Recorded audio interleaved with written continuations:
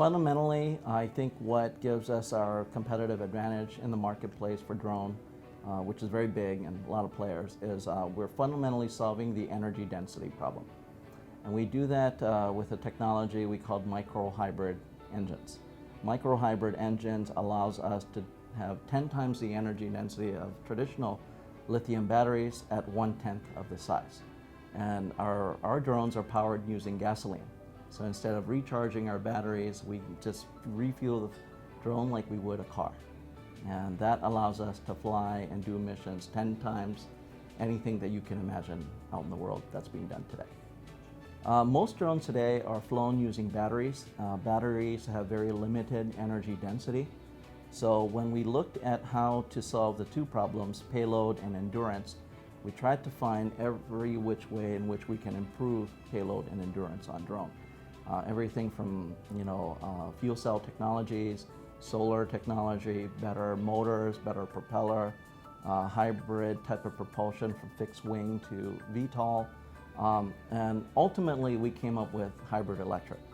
Very similar to the Toyota Prius, where they have a hybrid engine inside.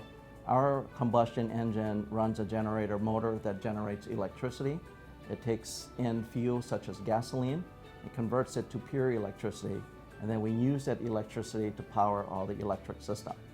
By doing that, we can improve the energy density source of the vehicle and our drone up to 10 times.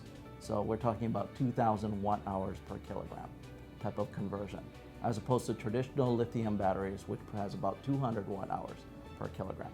And the third challenge that we're starting to solve is scalability, which is how do you operate drones and autonomous system at scale? And that has to do with operations and software infrastructure. We're very fundamentally research-driven. I think the micro-hybrid engine technology that we developed is unique in that I think we're one of the first to regulate that.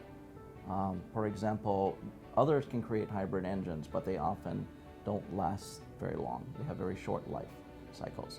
We ran our last hybrid engine for 100 hours continuous peak power, which is very rare. It's like running your car pedal to the metal for 100 hours.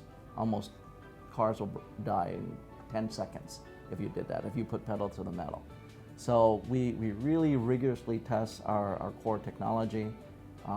We're at a point now where we're very confident when we put that core technology into a drone or a flying robot that it will provide a stable and reliable power source. Top Flight has three core products. One is the innovation itself of the micro-hybrid engine. That is the most highly patented of our devices. If we choose to, we can supply that engine to a car company. We can supply that engine to other hybrid companies. At the moment, we're choosing to not do that. We're keeping that hybrid technology for our number 2 product, which is the airborne platform itself. It's a hybrid flying UAV. Currently, the first product out to market is the 10K. It's capable of flying up to 20 pounds for over an hour. So that's our first core product, and that allows us we can use that same base engine for inspection, surveillance, or cargo transport. The third solution for us is scalability, as Long points out. That's the ability to fly multiple devices that are flying beyond line of sight based on an autonomous mission. So the mission was planned ahead of time so that somebody's pushing a button and the UAV is starting remotely. It's following its mission. At the end of that mission, it's completed, added to a database. That pilot that's free to launch other missions. So those are the 3 core areas. And we have a 60-day UAV mission-ready engagement program that allows us to fast adapt to anyone's application, an inspection, surveillance UAV, or a cargo transport UAV, based on all of the work that we've done up to date. So there's thousands of hours into the airborne frame and platform already. So modularity, everything is built in a modular way so we can fast adapt it.